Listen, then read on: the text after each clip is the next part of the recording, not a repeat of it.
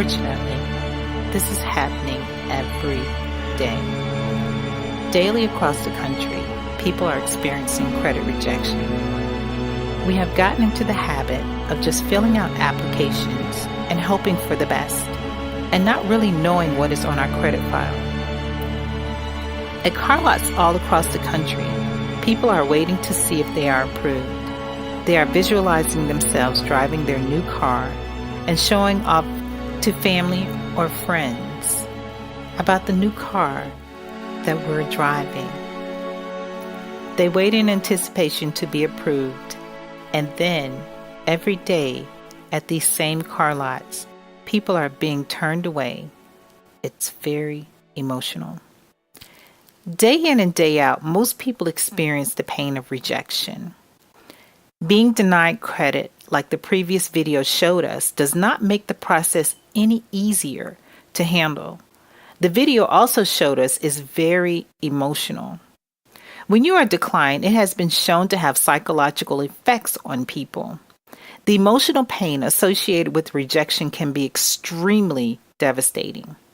When you are denied, it triggers an emotional response of rejection.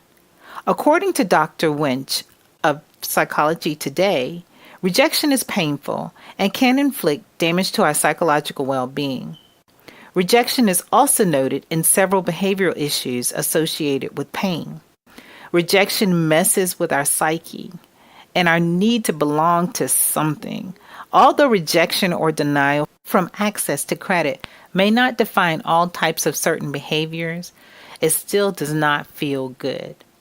One of the ways we can counteract being rejected when filling out credit applications is through education.